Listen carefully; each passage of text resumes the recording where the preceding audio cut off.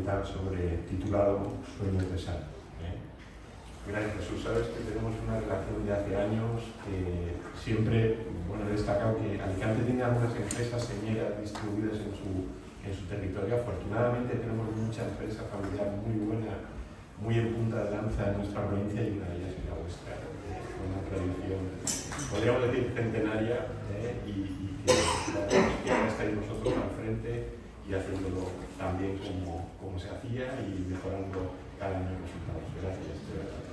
Este ciclo, la reunión que tuvimos en la Universidad de Alicante, Ángeles, Antonio y yo, y al final elegimos el tema del hambre, bueno, pues nos llevó directamente a una película como Plaza. Luego el ciclo se articula, según ven ahí en la pantalla, en otra serie de sesiones, y termina con el broche que le pondrá el profesor Josep Bernabéu con esa cocina de posguerra. A buena hambre no hay pan, ¿no? Pero arranca con Dar de comer al hambriento, y una película que es una obra maestra del cine español, pero es una obra maestra del cine.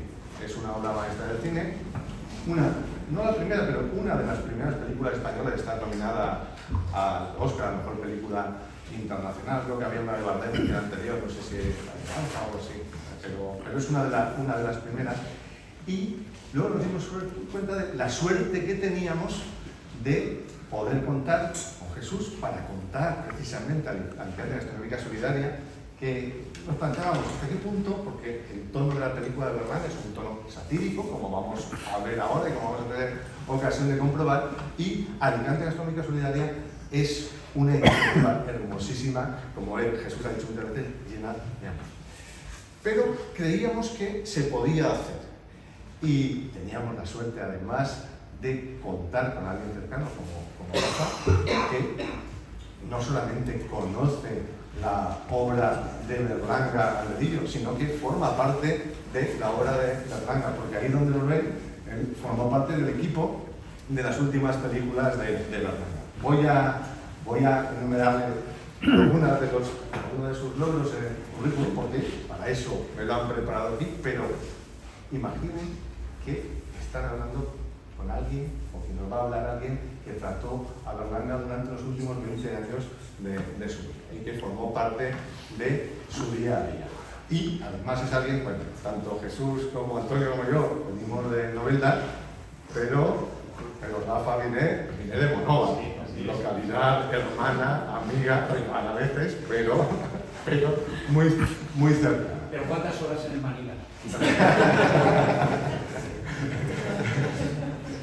Bueno, pues Rafa Maruenda es, ya lo he dicho, de Monóvar, de la cosecha de 1965. Y es cineasta y gestor cultural, miembro de la Academia de las Artes y Ciencias Cinematográficas de España, como también es Jesús. Lo que pasa es que tu currículum no nos va a pasar. Sí.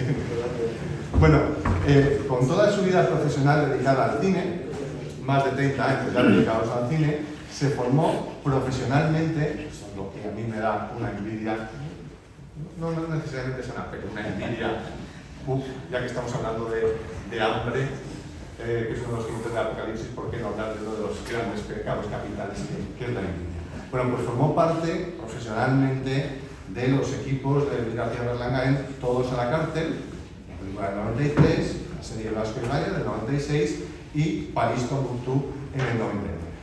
Y estuvo con él en esos últimos 20 años de su vida, tenía una amistad hasta el final. Además, para quienes siguen los festivales de cine, no podemos olvidar que durante 17 años Rafa dirigió el Festival Internacional de Cine de Valencia, Cinema y ha sido jurado en numerosos premios y festivales en distintos lugares. Es también el creador y director del Berlanga Film Museum, que es el primer museo virtual dedicado a un cineasta. Y como director y guionista, pues está detrás de un proyecto como Berlanga de 2023, donde cuenta con entrevistas con Alexander Payne, Antonio Resines, Santiago Segura, José Mota, Fernando Trueba, Enrique Urbizu, Gracia Querejeta, Paco Plaza, Gonzalo Suárez, Javier Riollo, Guillermo Montesinos, Luisa Martín, Daniel Monzón, Jaime Chavarri, entre muchos otros. Es lo más ganado del cine español y también del cine americano. Está Alexander Payne. Y por supuesto en el documental participa también la familia de Luis García Berlanga. Y ahora mismo tiene un proyecto muy interesante que es ¿Por qué? El Tucán y el cineasta, y además está preparando nuevos proyectos, tanto en documental, que es lo que hemos visto hasta ahora, como en ficción. Como escritor, además, colabora en numerosos medios, libros y publicaciones, y en la actualidad, por ejemplo, escribe habitualmente en Magma, revista de artes visuales contemporáneas. Me preguntaba a Jesús, antes de dar paso a la película, que cómo era la liturgia que ahora, si os parece, y yo creo que mucha gente habrá visto la película, pero una invitación a la película yo creo que sí que corresponde a una intervención breve de lo que consideréis, porque está bien desde aquí plástico. Luego hablaremos por extenso, pero esa invitación primera. Bueno, muchísimas gracias. Yo una de las cosas que le tengo que agradecer al maestro Berlanga es haberme reunido hoy en mi tierra con tantos amigos de tanto tiempo, hasta de la infancia y de la adolescencia, y con nuevos amigos, como todos ustedes, pero hay personas que yo admiro desde hace mucho tiempo, tanto en esta mesa, Jesús Navarro, y como Mariano, Juan Carlos, que están por aquí, que conviene estar muy atentos a cuanto hacen, siempre relacionado, no solo con el cine. Y en cuanto a Plácido, claro, esto es el reverso precisamente de lo que hace Jesús, que sí es un filántropo, y Berlanga lo que hace es un planteamiento en el que lo que se plantea a través de esta historia que vamos a ver es desenmascarar la falsa filantropía, o la beneficencia interesada, ¿no? Aquí cada personaje en la película tiene su interés particular y realmente no están muy preocupados de aquellos a quienes se supone que están intentando ayudar.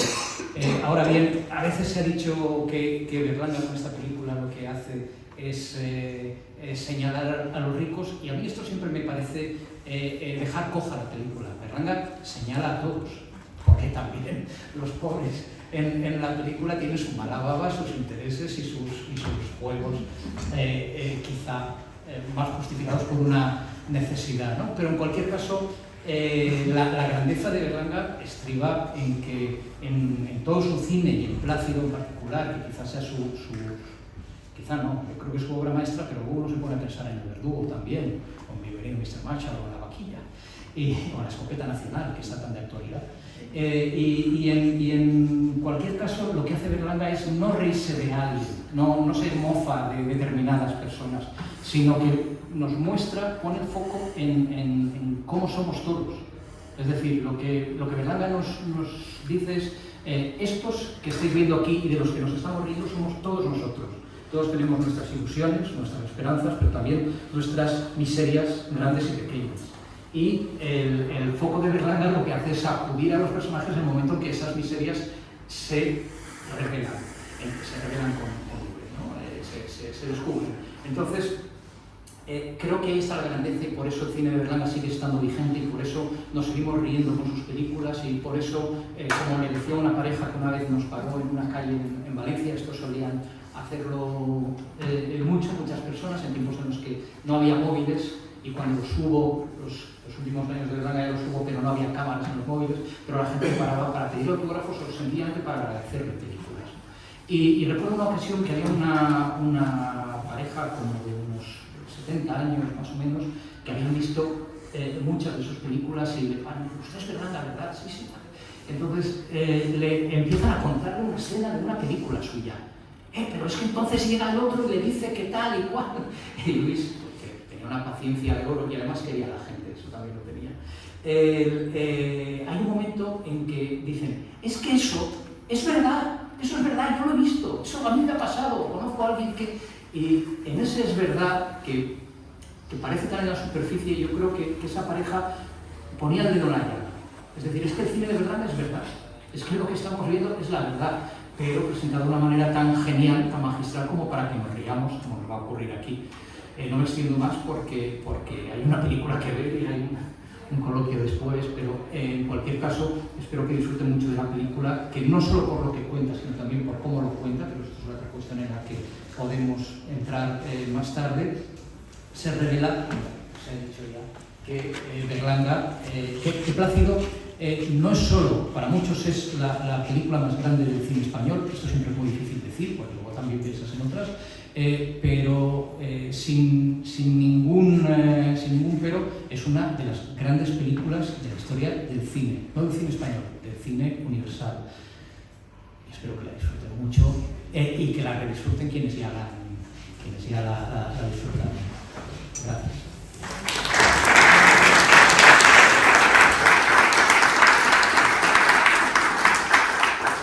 Bueno, brevemente, un placer estar aquí con Paisano, una novela tan queridos y conocer a un personaje como tú que lo que transmites es mucho. Es tan verdad el cine de Berlanga que en la película Moros y Cristianos, Berlanga va con las manos en la masa, sí, con los turboneros de Gijona, para que con los manos Elena Santonja pusiera la marca, que al final la marca no sale. Eso lo viví yo en el año 85 con Carmencita, llevando a la expositora Elena Santonja, que por cierto, ahora que ha fallecido puedo contar que cobraba su dinero por poner esto. La marca, el expositor ponía Carmencita, cuando lo vimos, vine a Novelda, mi padre, pero ¿qué costó esto? Nosotros, 10 millones de pesetas. Y el papá, pero ahora es en toda España. Y todos se emocionaron, ponemos la tele y Carmencita se veía para nada. Moraremos allí, pero esta tía nos va a engañar. Y fuimos, y luego cuando vi la película casi me muero de risa. Sí, porque era lo mismo. O sea, que el cine de Berlanga, lo que acabas de decir, lo verifico personalmente. Sí, no sabía bien por qué Elena era alumna de Berlanga en la escuela de cine. Entonces, a lo mejor Luis la tenía calada. Claro, yo me quedé pero si esto lo he vivido yo. Bueno, un placer estar aquí. Muchas gracias a la cátedra de Carmencita. Tengo que presentar a mi prima mayor, Carmencita, ni más ni menos que la hija de Carmencita, que se llama Carmencita. Por favor, levántate. Que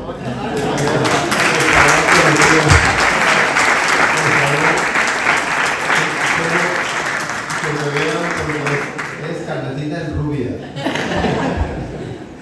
Y es un honor verla aquí, la verdad me he emocionado porque, en fin, mi prima mayor, que la respetamos mucho, y un placer. Y también gente de la empresa, y por supuesto todos ustedes, un placer verles. Y, en fin, la presentación puede impactar un poco. Yo soy un trabajador más de la empresa. La empresa ha crecido mucho, afortunadamente. Una de las ilusiones, somos 3 primos que somos ejecutivos, aunque es una empresa familiar hecha de familias, es lo que decimos. Y estamos orgullosos de eso, con sus dificultades y sus cosas buenas y malas, porque siempre hay, en la vida, siempre hay una balanza negativa y positiva. Carmencita está muy arraigada a Novelda y a la provincia y a Alicante. Y lo de Alicante Gastronómica Solidaria fue muy sencillo. Carlos Baño, presidente de la Cámara, muy amigo, yo tenía permiso para circular porque podía desplazarme al ser una empresa de alimentación en plena pandemia, y nos dimos cuenta que la gente de la calle, que le daban un bocadillo en un bar, al cerrar todos los bares, estaban absolutamente abandonados. Había una señora con su hijo en un cajero, que Carlos y yo parábamos en un semáforo y pues, oiga, ¿y dónde comen? No, está cerrado. No tenían ninguna ayuda. Y entonces nos pusimos en marcha por una cuestión de verlo en directo. Fuimos al CDT, que es una especie de cocina profesional que tiene la Generalitat en cada provincia, estaba cerrado, y logramos abrirlo solidariamente. Muchos cocineros, incluso de Estrella Michelin, vinieron a cocinar y empezamos a hacer platos. El primer día 300, 400. A la semana estábamos haciendo 3.000 platos, menús al día. Pero no solo eso, yo la verdad no soy un hombre, en fin, ya me habéis tatuado, he tenido mi vida un poco ajetreada, ahora soy un hombre de fe y espero que perdonen mis pecados. Pero en fin, esto me vino de golpe, tampoco yo lo busqué, pero me vi conociendo a las personas que están en la calle. Sabía de dónde eran, qué problema tenían. Empezamos a repartir comida y después vimos cómo intentamos que trabajaran en las propias cocinas, cobrando.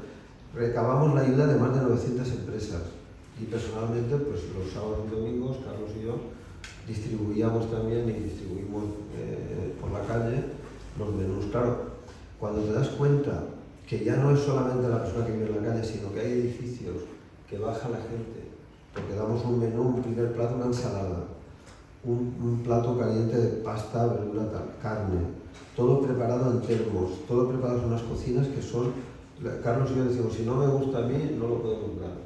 Damos una botella de agua de litro y medio, un postre, una fruta, en fin, damos una bolsa que la gente en la calle alucina, un café caliente, un caldo caliente en invierno. Claro, aquí hay personas que lo han hecho de nuestra empresa, que han colaborado. Y entonces empieza a bajar gente. Y claro, yo quiero decir aquí esta noche una cosa que me preocupa. Y creo que estamos viajando hacia un territorio muy complicado. La clase media, que es la que sostiene un país, está yéndose hacia la parte baja. Los ricos cada vez son más ricos, son menos personas, pero más ricas. Los muros cada vez son más altos. Hay gente que compra islas para vivir solo, apartándose de la sociedad y del mundo, y me parece que es un mal camino este. Hay paradojas como que el paro baja, hay más empleo, pero claro, los precios, la inflación. Yo siempre digo lo mismo, en el euro yo creo que perdimos un poco el rumbo. Fue una gran historia entrar en el euro, pero perdimos el rumbo de la inflación, de los costes. Y la gente no tiene para terminar el mes. Y lo vemos directamente, yo lo digo no porque lo lea, es que lo veo que bajan familias a entregar la comida. Y nos piden la comida con vergüenza. Te das cuenta cuando alguien lo pasa mal de verdad que te lo piden con vergüenza, escondiéndose en una esquina. A mí me da, de verdad, a mí me ha cambiado el concepto de la historia, y lo que queremos es dar un ejemplo en Alicante y en Alicante Gastronómica, que cada provincia española o cada país del mundo tuviera lo que hemos hecho nosotros. Porque no solamente es dar comida, es dar la mano al que lo está pasando mal y que la gente vea una sociedad justa. Efectivamente hay una caridad, una falsa caridad, es verdad.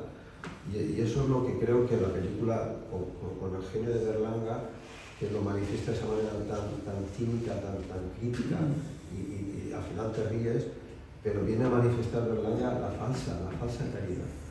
En fin, yo creo que no quiero ser ejemplo de nadie, ni muchísimo menos. Humildemente os invito a ver Alicante Gastronómica, las cocinas están en Muchamiel.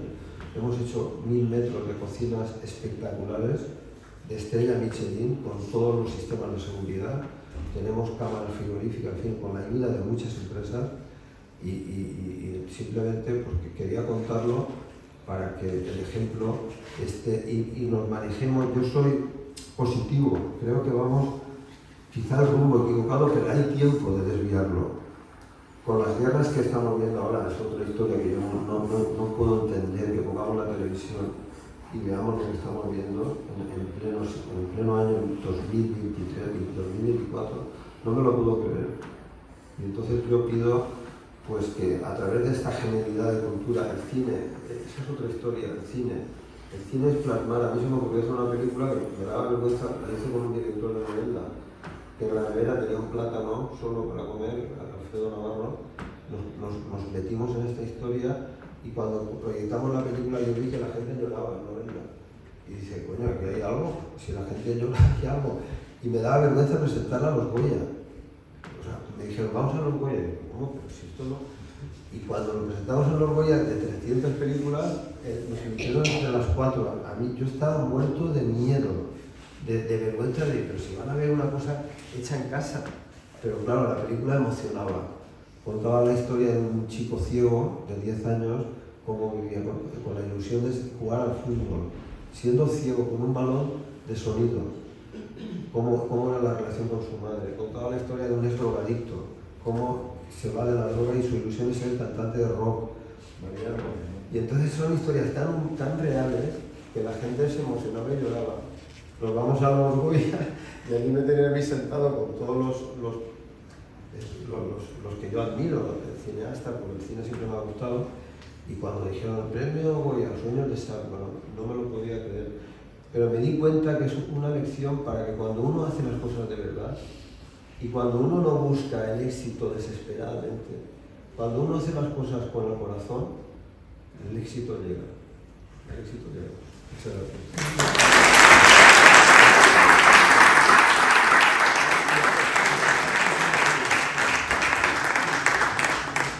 ¿Quién puede hacer López Vázquez bajando un avión? Nadie baja un avión como López Vázquez. Yo es lo que tú hacías cuando hacía. Lo que iba a decir que lo de Rey Juan Carlos, si lo ve Berlanga, lo de Corina y tal, supera su película. Bueno, esto la realidad supera la ficción. Esto se lo dijeron al hijo mayor de Berlanga, José Luis Berlanga, que por cierto tiene una arrocería de arroces. Sabemos que en Alicante no gana nadie, al arroz alicantino no gana nadie, pero hace unos arroces fantásticos. Al lado del retiro. Al lado del retiro, al lado del retiro. Y en un coloquio sí que estábamos los dos, le dijeron, ¿y no haría una cosa sobre el y José Luis Berlanga, el hijo, decía, no lo haría. Y había una guionista que decía, sí, la haría. Y le decía, tú sabes que no.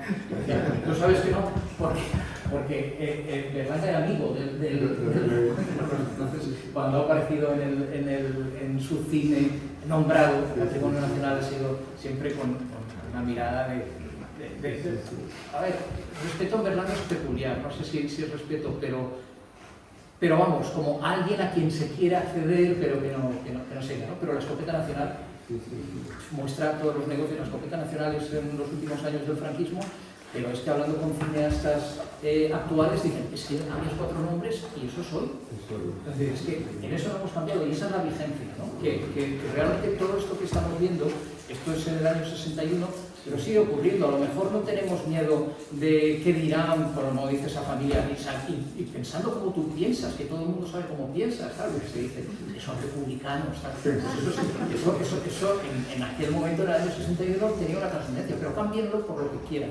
Que vivimos en una sociedad que seguimos teniendo nuestros miedos a que no nos cancelen, a no hablar con libertad de muchas cosas y nos vamos autocensurando muchas veces. Y ahí está la vigencia, ¿no? Que nos ha retratado el alma, tío. Y se ha retratado porque él se mete dentro. Hay cosas de las que se burla ahí que saca de sus defectos propios, Berlanga. Esa es la espectacular y además los actores no parecen actores, parecen real. Sí. Es que lo increíble, yo cuando veo una película y veo que no me creo lo que veo, dejo de verla. Se te cae la película. Porque sí, se te cae. Y aquí la influencia, lo que hablábamos antes, el mundial, el Sorrentino con la gran belleza, el éxito que tuvo, hay mucho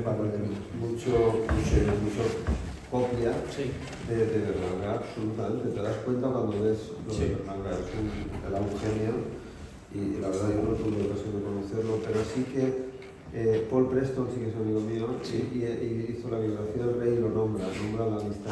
Nombra la amistad. Berlanga con el rey. Sí. En fin, es un personaje que ha marcado una etapa en España que ahora podemos ver todavía y verán dentro de 100 años y dentro de 500 años esta película es la grandeza del cine. Primero que en hora y media puedes plasmar, humildemente la película que hicimos nosotros, el documental, en hora y media puedes plasmar algo que te marca de por vida, con una visión cómoda. Leer un libro es más complicado, ¿no? Pero el cine tiene esa maravilla de captar la atención y luego aprender y las lecciones que da un director como Berlanga son tremendas. En lo de la pobreza y del hambre, lo que hablaba antes, aquí se ve la falsa caridad, el egoísmo de creerte que por cenar un día con un pobre ya has cumplido y luego puedes seguir haciendo lo que te da la gana, ¿no? En Alicante Gastronómica, desde luego cualquier ayuda es buena, pero te das cuenta, yo les llamo un poco turistas solidarios, vienen un sábado y hacen algo que yo de verdad lo respeto y les doy las gracias, pero no lo vuelves a ver, claro, y dices, vaya voluntario, ha venido un sábado, se va satisfecho para un año. Tranquilizamos nuestra conciencia. Y eso yo creo que es un error y una falsa calidad, ¿no? O se siente o no se siente. Como decía antes, el ejemplo de Alicante Gastronómica pues es patente, está aquí cercano y es un ejemplo solidario de no solamente damos comida, damos amor, damos esa ilusión por ver que alguien se preocupa Y luego lo que decías es así, yo creo que, no lo he dicho antes, no he terminado la frase, cambiamos al euro con mucha alegría, pero los precios cambian de una manera que la gente hoy con 1.000 euros, 1.200 no puede vivir, no se puede pagar un alquiler medio de Alicante de 1.200 euros. ¿Cómo va a pagar a una persona una vivienda digna con todo el sueldo? ¿De qué come? O sea, creo que lo estamos pasando mal y no somos conscientes de esa realidad. Y yo creo que debemos ser conscientes e intentar salir adelante, ¿no? Entre todos. La clave es entre todos. Yo, mi familia, mi prima Carmen que está aquí, pues nos viene por naturaleza. Su madre y la abuela Carmen entraban, eran 6 trabajadores, 8, fue aumentando Carmencita, empezó en el 23, y entraban el café con leche a las trabajadoras, eran de la familia. Y eso lo hemos vivido nosotros. Claro, entonces... Ahora me consta porque se cuenta mucho.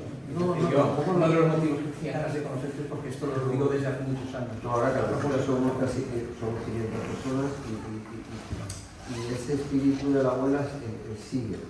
Pero no nos cuesta, porque es que es algo... Yo cuento una anécdota, mi hermana vive en el chalet donde vivían mis padres de toda la vida. No había timbre, estaba abierto. Mi hermana murió mi padre, murió mi madre y mi hermana el día que puso el timbre para tocar, que claro que es lógico, la mujer vive sola, a mí me dio una tristeza enorme, porque mi casa estaba abierta. Y eso de verdad, lo digo con todo corazón. Y dije, María Jesús, ¿por qué has puesto? No, porque vivo solo, con razón. Pero la casa está abierta. Y eso creo que lo hemos llevado y yo lo intento expresarlo de la mejor manera de todo. Muy buena manera. Sí. Tenemos ahí en vídeo Alicante Gastronómica Ciudad, lo ponemos y continuamos. Yo creo que es, o nos cuentas un poquito y lo ponemos.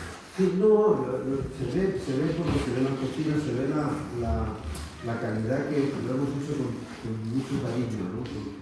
Yo creo que deberías de verlo mucha gente porque, y repito, la idea es que en cada provincia.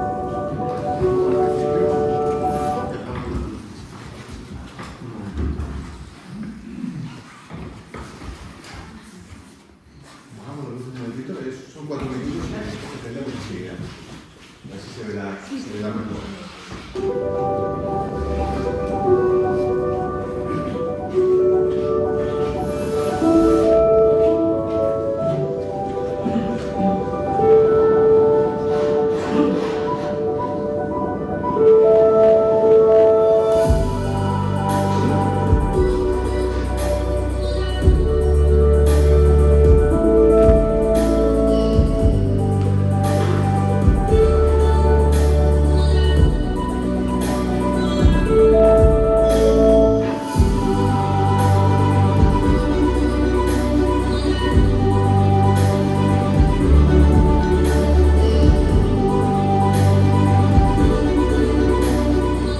Hace apenas 3 años que nos confinaron a todos y desde la Cámara de Comercio del Comité Ejecutivo, yo en aquel momento formaba parte del comité y entendíamos que no podíamos quedarnos parados.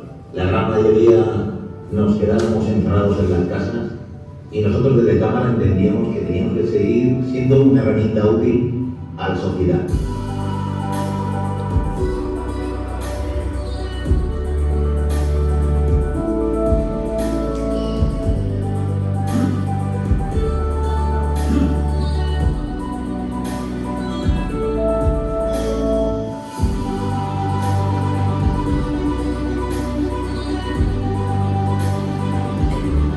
La Gastronómica Solidaria a mí me ha dado una forma distinta de entender la vida.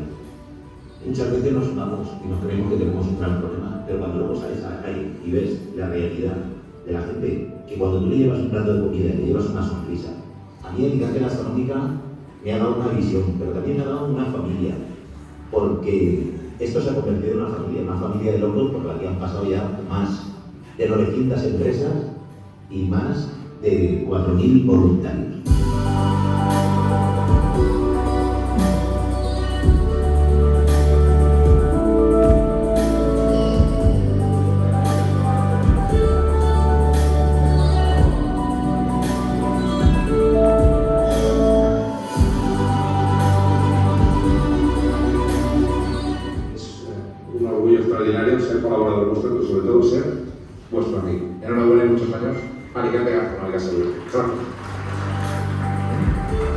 Es increíble que en este espacio que estáis viendo hacemos unos 600 menús para la gente más pobre, que no tiene ni casa, no sabe dónde ir, no tiene cariño, nadie los mira. Entonces no solamente damos un menú, sino que damos amor a la gente. Solamente eso, amor. Y os pido amor a vosotros y apoyo.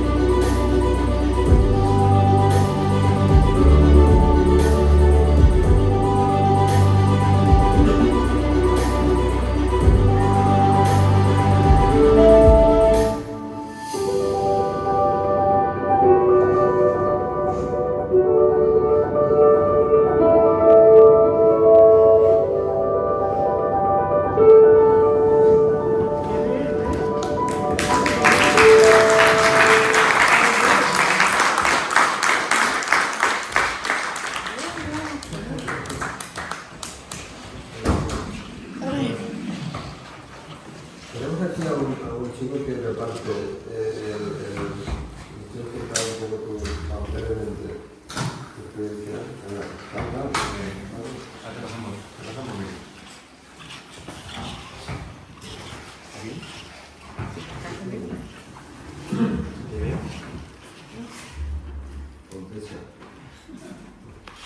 Bueno, en primer lugar, quiero dar las gracias. Estoy un poco emocionado porque si no te emocionas con esto, no te emocionas con nada. Hay días que confluye todo.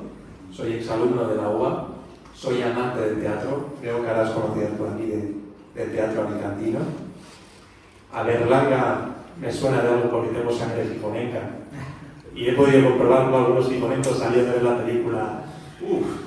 Porque el humor inteligente, como dices tú, señala la verdad.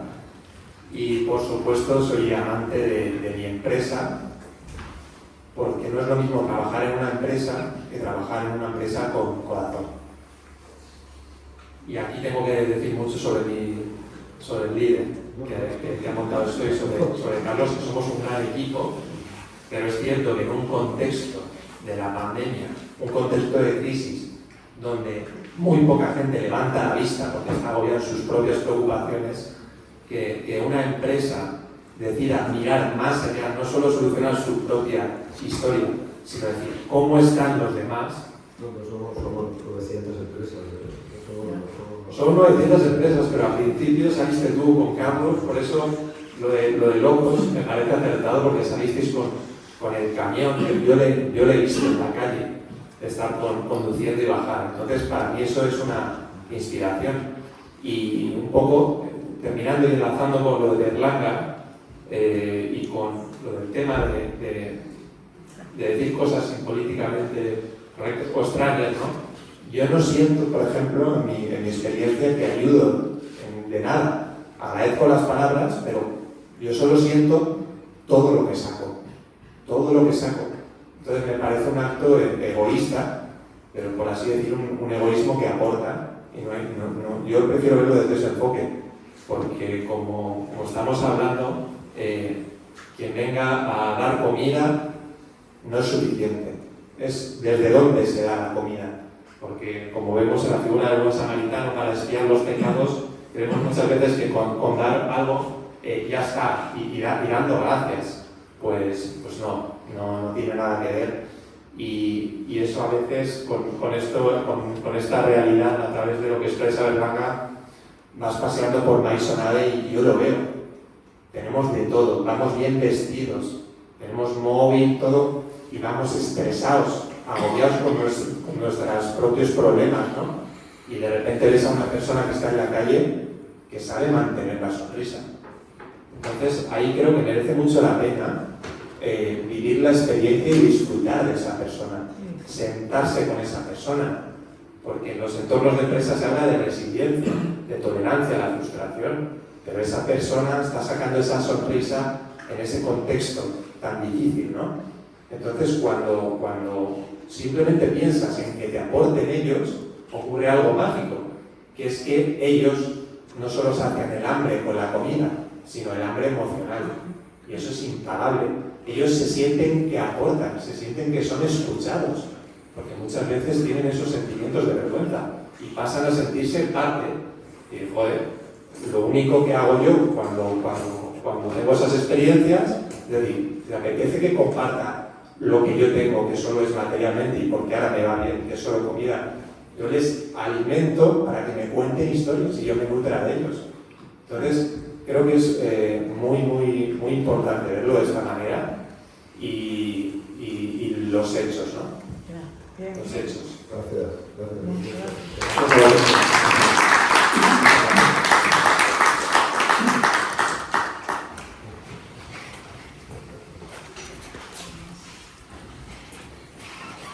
Hay una frase que nosotros decimos hacer, no ser, que no importa, hacer, no ser, y eso es lo que hablaba Fontesa del egoísmo, ¿no? No hacer las cosas por ser tú, sino hacer por hacer, no ser, es algo que llevamos ahí. Es difícil entenderlo, pero... Y nada, lo interesante es lo que dices tú de Berlanga. Sin este contexto no sería... Una pregunta te digo, ¿cómo preparaba Berlanga las secuencias? Es increíble el detalle, tú me lo decías, es una suerte tener un experto a tu lado cuando es una película. Estaba el cartel de un perro que pasa por el cartel de Franco. Todo está, porque preparaba cada plano absolutamente. Todo está en el sitio. No sé si están familiarizados con una técnica que se llama plano secuencia. Aquí esto es un ejemplo magistral de plano secuencia, ¿no? Normalmente en el cine, a la hora de hacer una película, si estamos hablando nosotros cuatro, pues el director pone una cámara a Jesús, una cámara en cada lado, entonces rueda primero lo de Jesús, luego rueda lo mío y luego en el montaje nos van alternando uno el otro, según quién habla o según quién escucha, ¿no? Esto es una simplificación muy grande de un modelo clásico en general. ¿Qué hace Berlanga? Que evita ese corte. Berlanga lo que hace es moverse, montar una coreografía con todos los actores, con los decorados, pero una coreografía en la que también la cámara la hubo. Ojo, cámaras que no son las que tenemos hoy. Eran muy pesadas, iban sobre raíles, había que iluminar todo para que todo estuviera en foco. Aquí estamos viendo, como apuntabas tú mientras veíamos la película, que hay dos hablando delante, pero hay cuatro al fondo hablando y están en foco todos. Y están... cuatro niveles. Efectivamente, es como una pintura en la que en la perspectiva vas teniendo, no descuidas a nadie. En ese sentido son corales. Él hacía una cosa, las películas de Berlanga siempre... Una historia de Berlanga es una historia de alguien que quiere mejorar su situación, que está en un problema y quiere salir del problema o quiere mejorar la situación, y el personaje a lo largo de la película describe una cosa que llamamos arco berlanguiano, que es que hace esto. Parte de aquí y quiere ir hacia arriba, pero lo que hace es esto, ¡plam! Y acaba peor que como había empezado. ¿Qué hace con eso? Él utilizaba una palabra que le gustaba mucho y a mí me la contagió, que era miserabilizar. Miserabilizaba a los personajes.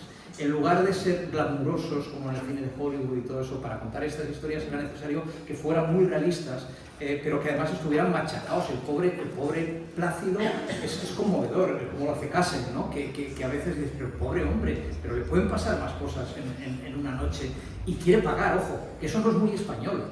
Es que encima el tío quiere pagar, pero no le deja. El caso es que no le dejan y encima le caen broncas constantemente, ¿no? Entonces, el primer plano en el cine de Hollywood, normalmente el primer plano de Clark Gable, por decir algo, de Gary Cooper, ¿no? de Grace Kelly, lo que te realza, te individualiza con respecto al conjunto, pero Berlanga retrata historias corales, ¿no? Historias de mucha gente. ¿Qué hacía él con eso? él no solía verbalizar esto, ¿no? Pero un día le coges en un renuncio y te da una pista. Entonces, ¿él qué hacía?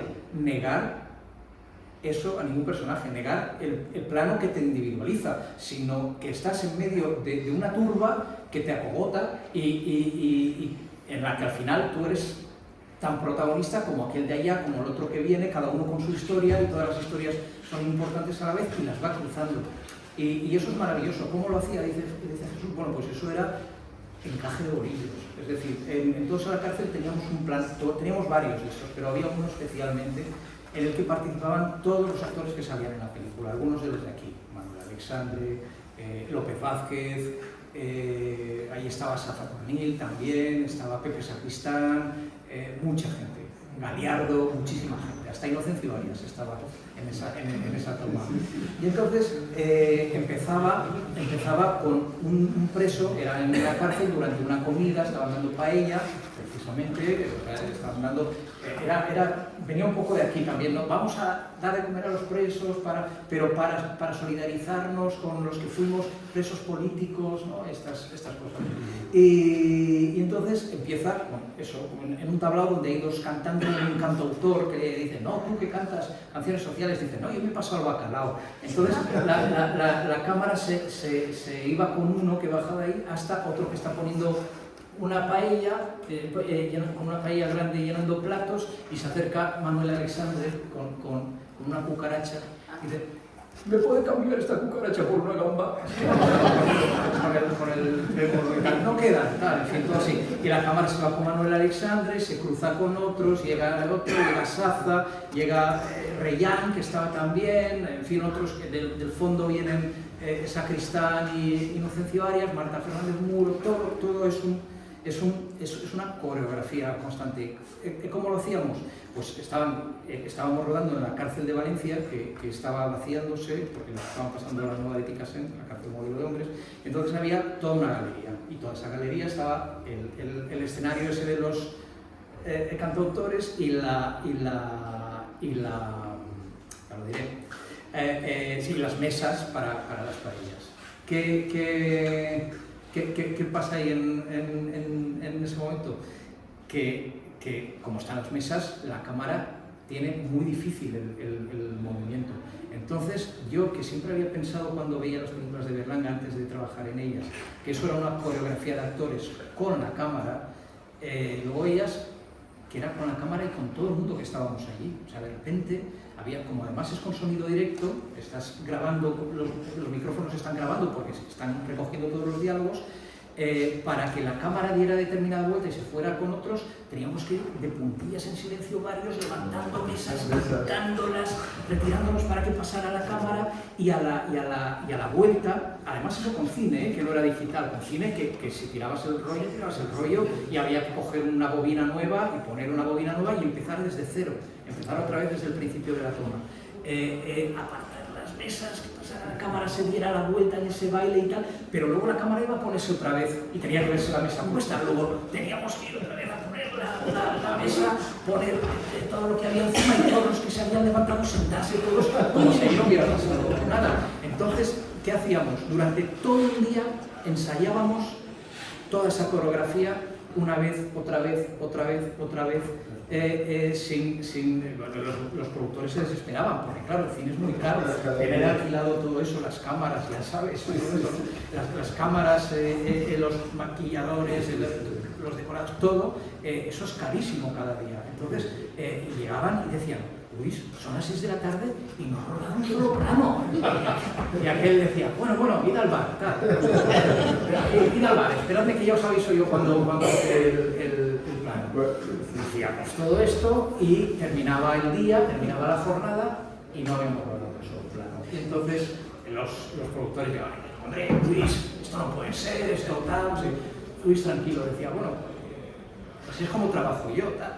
El caso es que al día siguiente empezábamos a rodar una toma, 2 tomas, 3 tomas, porque a veces eran 15, era un perfeccionista. Lo que ocurre es que los actores se enfadaban mucho porque se agotaban de hacer una toma, otra toma, otra toma, otra toma, y a lo mejor habíamos hecho 20 y tantas, porque claro, con tantos movimientos siempre podía fallar algo, siempre la cámara podía chocar con una columna y hacer un movimiento que no se podía dejar ahí, o siempre un actor no llegaba a tiempo, a lo mejor, todo esto podía ocurrir.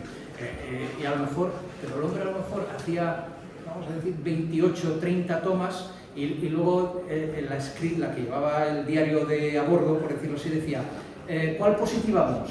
Y decía, la 2. y los actores se daban cabezazos contra las paredes porque decían, ¿por qué hemos hecho 33? Lo que dice, yo fui productor, estuvimos rodando 2 años, aprovechábamos el fin de semana para rodar todo Antonio de y había una toma, claro, yo era productor, y había una toma que era la moto del ex drogadicto con un que tenía que ir circulando en una carretera. Llamamos a la Guardia Civil, oye, queremos cortar esta carretera. No, la Guardia Civil, ¿qué? ¿Cómo cortar? Solución, cogimos un coche, la cámara, y en paralelo la moto íbamos ocupando toda la carretera. Cuando venía un coche, corriendo y conseguimos la toma de 1 minuto y medio de la moto yendo en paralelo en los 2 lados de la carretera. Es increíble. Luego, otra cosa que me llamó la atención cuando estás dentro de una película es el montaje. Resulta que teníamos 27 horas.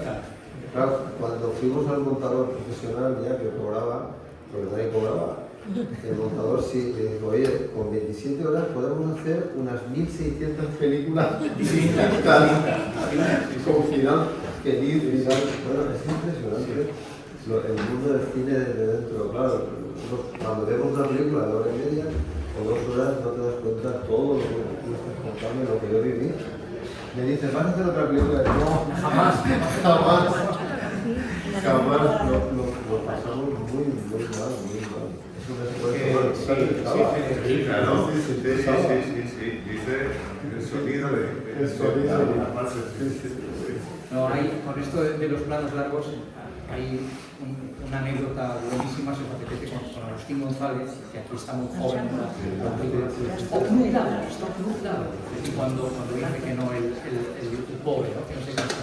Y había una escena que empezaba arriba de las galerías en la cárcel, con Marta Fernández Muro, Pepe Sacristán y Agustín González. Agustín González era un actor tremendo, y entonces tenían que bajar desde arriba de la galería, la cámara con ellos acompañándoles, y Marta Fernández Muro se quedaba arriba y bajaban solo Sacristán y Agustín las escaleras hasta la galería de abajo, la cámara acompañándoles todo el rato con una grúa que bajaba en paralelo al descenso de la escalera. Y llegaban hasta una mesa donde estaban, hasta unas mesas donde estaban preparando la comida, esto era previo, y ahí había unos fumigando. Y entonces Agustín González, que interpretaba al director de la cárcel, tenía que decir, pero hombre, Ternera, ¿cuándo van a acabar ustedes? Esto no acaba nunca. Y el fumigador tenía que responder, bueno, director, es que estos chinches no mueren nunca, son de quinta generación.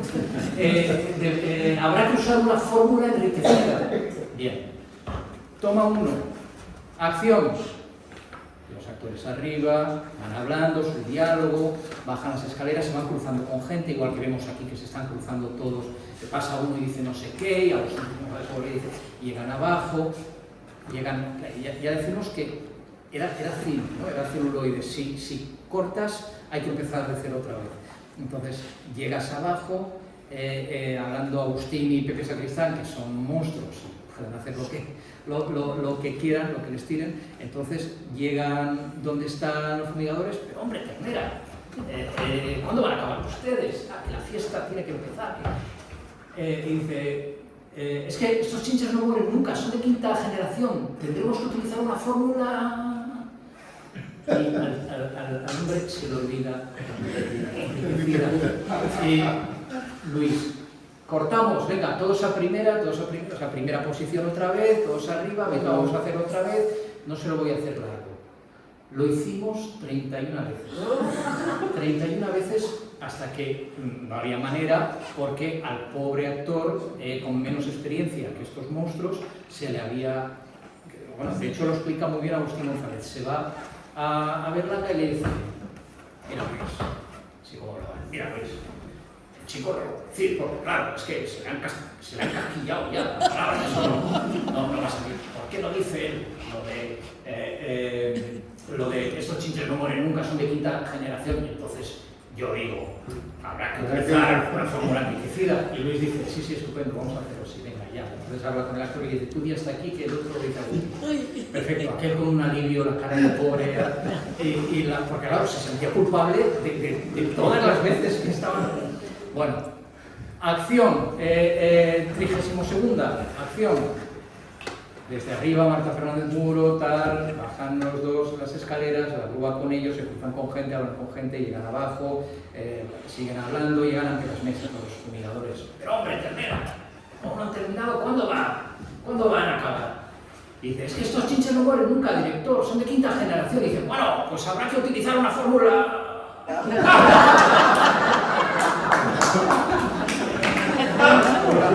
Gracias. Chao, gracias. Algo mío, que el joven que no le salía la frase, ahí se vio más aliviado que nunca. A ver, si le pasa a Agustín González, que ya se lo sabe, pues estoy ya... En fin, todo esto es lo que implica los rodajes tan elaborados de Berlanga, pero sí están los resultados. ¿Se cabreaba él? No, jamás. Yo le vi cabreado 2 veces. Estábamos rodando Blasco Ibáñez, por cierto, rodamos aquí Blasco Ibáñez, rodamos una secuencia en la estación de Murcia, que estaba ya cerrada y ya no había trenes ni nada, antes de toda la renovación de la Casa Mediterránea, y rodamos ahí una escena también muy divertida. También hubo cosas de plano secuencia. Pero no quiero aburrir. El caso es que ¿por qué me preguntabas? Sí, no. Era una delicia, tenía ironía a veces, y decía: bueno, a ver si esta la sacas, o tal, o... A veces era una manera de integrarte. Mi primer rodaje fue Todos a la cárcel, no mi primer rodaje de Berlanga, mi primer rodaje de todos los de mi vida. Y el día que me gastó una broma delante de gente, primero me quedé un poco impresionado, pero con las risas de todos me di cuenta que era una manera de integrarte, ¿no? Ya es el bautismo de fuego, ya eras de la familia. Y en una ocasión, rodando Blasco Ibáñez, le estaban imponiendo a Blasco Ibáñez una medalla porque había ganado un premio de poesía con los Juegos Florales en Valencia. Pero se la ponían en la cárcel porque, como era revolucionario y estaba saboteando en la salida de los trenes que llevaban a la gente a la guerra de Cuba, le prenden, bueno, y va a reventar el Rosario de la Aurora también y todas estas cosas, y lo encarcelan, y entonces le imponen la medalla en la cárcel, con el director de la cárcel allí, todo, pero preparan un escenario en un patio de la cárcel, la misma cárcel donde habíamos rodado. Por cierto, no sé si está el director por aquí, no lo he visto, porque iba a venir el director de la cárcel, no le veo. Porque vive aquí además. El caso es que en determinado momento en la escena lo que mete Berlanga es que llega un funcionario y le dice: señor, hay que acabar ya el acto de imposición de medalla, es que el reo no puede esperar. Entonces empiezan a levantar a las falleras y todo lo que había montado allí, y en el escenario ves que hay un garrote vil preparado, y entonces sale la comitiva, igual que aquí se cruza la comitiva festiva y la de la muerte, también allí hace lo mismo. Y entonces, pero estaba su hijo, Jorge Berlanga, que era un buen amigo y era un espléndido guionista, un espléndido escritor. Y Jorge, que fue a visitar el rodaje, dijo: hombre, papá, podías ponerle una paella a las falleras, que salieran con una paella en el momento de la ejecución y todo eso. Y entonces, buena idea, tal, y encargó la paella. Pero alguien, el encargado de la paella, alguien de producción, se olvidó de anunciar que la paella había llegado, y a él se le fue de la cabeza porque no estaba bien. Cuando terminamos el rodaje ese día, al salir de la cárcel, y vio la paella allí, sin tocar, pero ¿por qué no me habéis dicho que estaba la paella? Y entonces cayó una bronca importante. Le cayó una bronca a un actor también muy importante en Todos a la cárcel, porque nunca llegaba a su hora y siempre iba a la suya. Hay en esta película, que hablaba del cruce de lo festivo y el funeral, que esto es muy de Berlanga, muy berlanguiano, ¿no? La Academia ya ha aceptado el término berlanguiano en el diccionario, y podemos reflexionar sobre que esto es un clásico de Navidad, pero al revés. No es Que bello es vivir, aunque Que bello es vivir tiene momentos muy fuertes también. No es otro tipo de películas de Navidad, pero es una película de Navidad, es un clásico de Navidad. Y empieza, sale además una Navidad muy cristiana, porque empieza con la estrella que va a posarse en el lugar más humilde de esa ciudad, donde está una sagrada familia peculiar, ¿no? Que es la de hecho, el carromato es un portal de Belén ambulante. Claro. Y la estrella va, ¿cuál es en nuestra sociedad, en aquel momento, cuál era el lugar más de los urinarios? Esos urinarios donde vive la familia, donde están... Y hay dos momentos en la película que la cámara se detiene en el Belén. Esa es la inspiración de Berlanga. O sea, esto es un Belén. Esto es un montón de pastorcitos en torno a cada uno con su rollo, ¿no? Son pastorcitos que van todos a la suya, ¿no? Herodes, el guardia civil es Herodes. Ahí tienes todo. Claro, está el cuartel y la iglesia, ¿no? Está todo junto. Y que, por cierto, qué nocturnos, esto es Goya puro. Esto son pinturas negras, claro, son paisajes, eso es Manresa. Primero la quiso hacer en Cuenca y la hizo en Manresa. Luis decía que él nunca veía sus películas otra vez, y creo que es verdad. En general, a lo mejor si tenía el televisor puesto y salía alguna, echaba un vistazo. Pero en los años, claro, los años que yo creo que son los últimos 20 suyos, ¿no? Y en ocasiones o íbamos a sitios donde ponían Plácido y hacían un homenaje a lo que fuera, y cuando se sentaba y veía, se sorprendía él mismo y decía, fíjate, qué bien hecho está eso. Y le decíamos, Luis, lo has hecho tú. Y decía, no, lo he hecho yo, no, todos.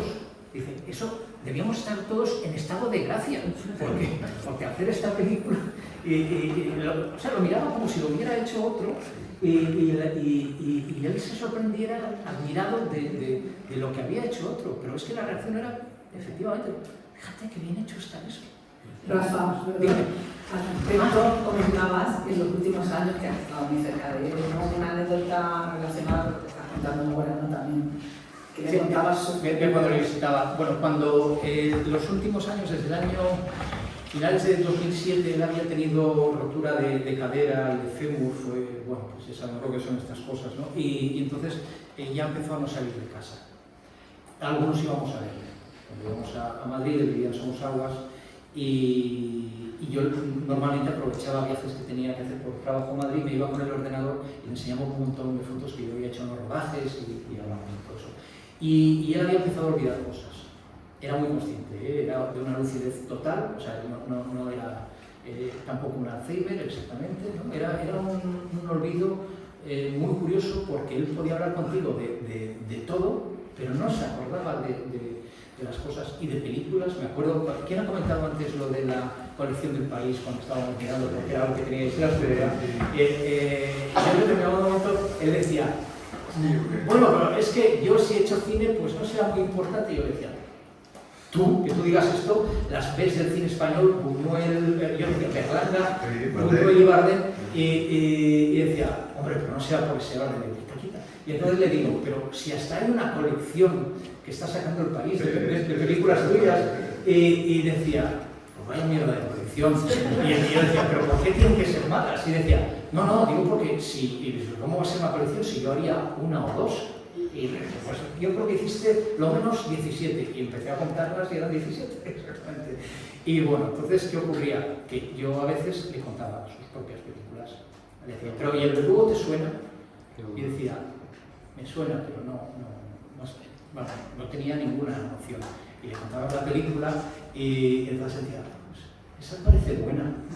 Pero ¿cómo que parece buena? Eso es una obra maestra. El día que le conté la vaquilla se desternillaba de decir, esa es la mejor, esa es la mejor. Y era lo mismo, si la has hecho tú, Luis. Y esa capacidad de admirarse de las cosas que uno ha hecho, como si estuvieras conociendo el éxito de otro, a mí me maravillaba y era una lección constante. Y bueno, y lo pasamos muy bien. La primera vez que me encontré en ese estado fue un choque, porque la primera vez no se acordaba de mí. Luego, las demás veces, pues yo supongo que la familia decía, viene Rafa, acuérdate que es tu amigo de Valencia. Y se convirtió en una persona muy, muy cariñosa. Él nunca era cariñoso. Él era afectuoso y te daba un abrazo, pero sin exagerar, papá. Y bueno, decía, como tú sabes que nos queremos mucho y todas estas cosas, pero no era afectuoso. Y durante todo ese tiempo sí. O sea, durante todo ese tiempo, como que había caído una coraza de defensa y era cariñosísimo. Yo a veces ayudaba a acostarle al servicio y en el momento de meterle en la cama le cogía la mano y no te dejaba ir y tú preocupado porque claro, la casa tenía un ritmo y la gente se tenía que ir y no sé qué pero te cogía y te decía dice, yo sé que somos muy amigos pero no me acuerdo de nada, no pierdas nunca la memoria, pero si se pudiera elegir, ¿no? Y fue muy bonito, y sobre todo en ese sentido, sobre todo no, pero también en ese sentido de percibir la propia genialidad como algo ajeno, como algo de otro, ¿no? Me parece una lección vital y hacernos mayores yo creo que es una cura de humildad importante, ¿no?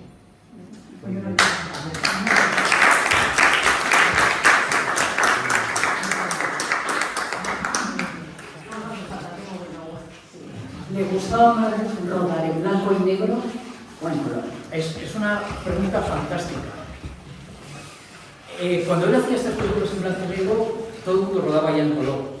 De hecho, su madre, que vivió durante los años 50 todavía, en el momento en que él empieza a hacer películas, enseguida tiene mucho éxito y triunfa en el Festival de Cannes con Bienvenido Mr. Marshall, ya con premios y todo. Esa es su segunda película, aunque es la primera que se estrenó, porque la primera se estrenó después del éxito de Bienvenido Mr. Marshall. Y él era muy dado al blanco y negro, le gustaba mucho. De hecho, por eso su madre decía, hijo, que mis amigas dicen que ¿por qué no haces películas en color con Carmen Sevilla? Como por eso que Carmen Sevilla está muy nombrada, él la quería mucho, a Carmen Sevilla era bastante mutuo, creo. Y ¿por qué no haces películas en color con Carmen Sevilla y canciones y todas estas cosas? Pero ya ven que el suyo era otro rollo, como se dice, ¿no? Y cuando hizo la primera película en color fue ya en el año 69, en el año 69, que se llamaba Vivan los novios, una película con José Luis López Vázquez y Lari Soldevila, que es una maravilla, es increíble, rodada en Sitges, y esa la hace ya en color. Pero tiene un sentido, está jugando con el color de otra manera. Hay ahí un juego que está mostrando también nuestras mezquindades, y las suyas, ¿no? Nuestras mezquindades, en un contexto que empieza a abrirse. Son ya los años, ya ha llegado el desarrollismo, es el turismo en Sitges, está lleno de extranjeros, de suecas con bikinis y este tipo de cosas que luego Alfredo Landa y otros cineastas hacen de otra manera, pero Berlanga se lo lleva a su terreno. Y entonces hay un momento en que hay incluso un funeral. Y ese funeral, con los protagonistas de la película y la gente que viene del interior, de lo que se llamaba entonces Castilla la Vieja, ¿no? En determinado momento tiene que cruzar por un paseo marítimo que está lleno de color, de una explosión de color, de otro mundo, ¿no? De algo que venía de fuera. Y lo nuestro en ese momento es una lengua en blanco y negro. Es decir, toda la comitiva funeraria van todos de negro, el féretro, y es como una lengua que baja unas escaleras casi empujando todo lo que hay alrededor, ¿no?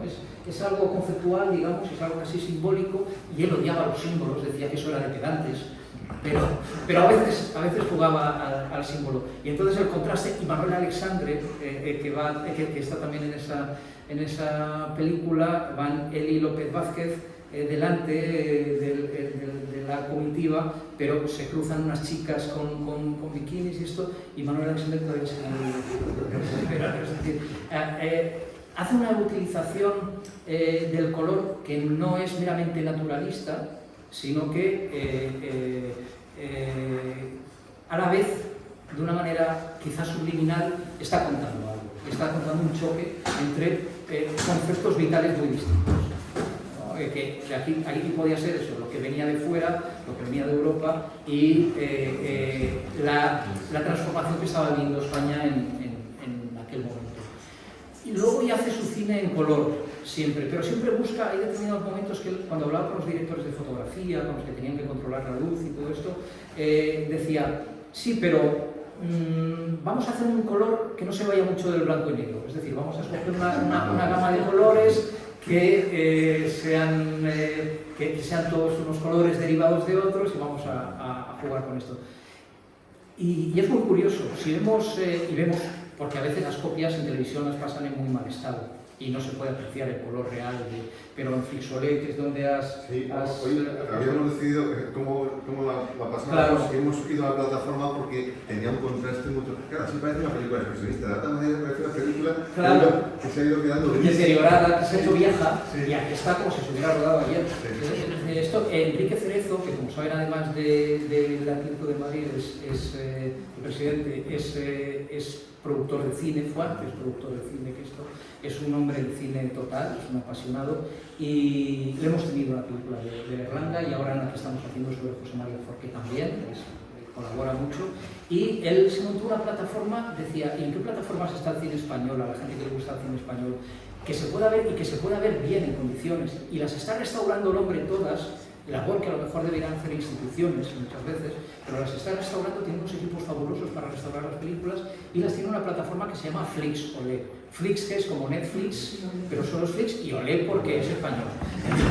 Entonces, y está toda la historia. Y es una maravilla porque yo creía que había visto casi todo y estoy descubriendo películas de los años 30 y 40 que digo, pero si estos son maravillas y no sabemos qué cine se hacía en España, claro, entonces comprendes por qué he viajado por ahí. Berlanga era un defensor de esto, decía, es que todo el mundo se cree que el cine empieza conmigo y con Bardem en España, y es mentira, dice, anda, que no he visto yo películas fabulosas, decía siempre, y es verdad, y ahora con la plataforma esta digo comisión, sencillamente es que soy un apasionado de la plataforma, porque es nuestra cultura, habla de nosotros, habla de cómo eran las cosas. Uno se pone a ver una película de principios de los años 40 y ve a Pepe Isbert, o ve a Guillermo Marín, o ve a José Suárez, o ve a Amparo Ribelles, y a la vez uno está pensando, está viendo cómo era España en aquel momento, porque están las calles, están los coches, está todo eso perfectamente, cómo se caminaba, que se caminaba distinto porque la ropa era otra.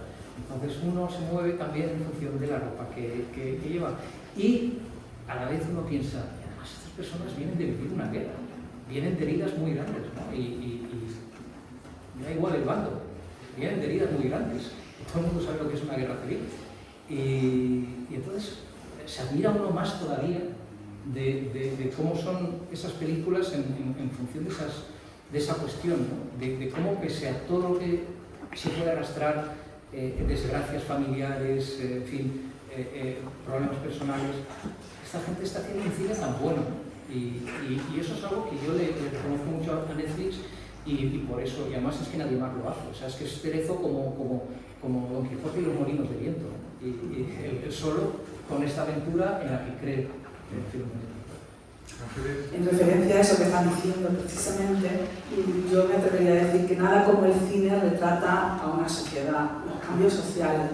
Ha habido risas en algunos momentos, en muchos momentos, pero ha habido una clave, ¿no? Cuando el enfermo estaba ya muy enfermito y decía que vive emancipado, hay que casarlos, ¿no? Claro, nuestra sociedad ha cambiado tanto, no han pasado tantos años, pero nuestra mentalidad es totalmente diferente. Y bueno, se ha visto en muchos momentos de la película un retrato social de lo que éramos y de lo que somos, ¿no? Lo que ocurre es que para eso hay que hacerlo con mucha sinceridad, porque hay mucho cine que es falso. Es decir, hay cine impostado, hay cine que pretende ser algo que no es, hay cine que pretende darte una lección de la vida y a este señor le van a dar una lección de la vida, o a ustedes, a quien sea. Los cineastas somos una especie de mesías que estamos mandando mensajes a la gente. Eso genera cine falso, porque lo que hacemos es forzar a los personajes, forzar las historias para que digan lo que nosotros queremos que digan. Y sin embargo, Berlanga tenía la honestidad de ver con total transparencia lo que estaba ocurriendo. Esto del anciano que lo casan in extremis, él decía que venía de una familia suya. Y a veces lo hacía a menudo, él absorbía todo lo que veía alrededor. Él sobre todo tenía una curiosidad muy grande por la vida, por el comportamiento de las personas, y entonces se empapaba de todo. Él y Rafael Azcona, que era un grandísimo guionista, hizo muchas películas con Berlanga, se iban a escribir a sitios públicos, se sentaban en el café colonial en Madrid, se iban al Gijón, a lo mejor se iban al Corte Inglés los últimos años, a la cafetería del Corte Inglés, porque estaban viendo cómo hablaba la gente, bueno, esto es un ejemplo brutal de cómo hablaba la gente, cómo se comportaban, cómo la señora le reñía, ¿por qué no has cogido el abrigo en el momento que te he dicho y ahora hay que volver y no sé qué, y tú indeciso? Pues en fin, todas estas cosas él las ponía en las películas. Y entonces su madre siempre iba y le decía, pero Luisito tenía ya 30 y largos y 40, le decía, pero Luisito, ¿por qué pones cosas de la familia en las películas que luego la tía se queda... La tía luego lo ve y me llama y no entiende por qué. Y Luis decía, pero mamá, que yo no digo quién es, yo no digo quién lo han dicho, son cosas que le pasa a la tía pero le puede pasar a otros. Yo no le pongo nombre. Esa es también una ventaja, ¿no? Que él nunca hace, salvo la serie de Velasco Ibáñez, pero nunca hace una película sobre personajes con nombres reales. Y eso facilita que todos nos podamos reconocer. Porque si ya tiene un nombre, ese ya es ese. Pero si no tiene un nombre, ese López Vázquez somos todos nosotros. O ese Casen, somos todos, ¿no? O Elvira Quintilla, que es una actriz maravillosa, que era la maestra de Bienvenido Mr. Marshall, y aquí es la mujer de Casen, que está magnífica, y la pobre, ese urinario. Bueno, seguro que ustedes coinciden conmigo que necesitaríamos una hora más para continuar esta tertulia que está resultando tan amena, pero lamentablemente desde la ventana mis compañeros me están diciendo que ya es hora de les invitamos a la próxima semana.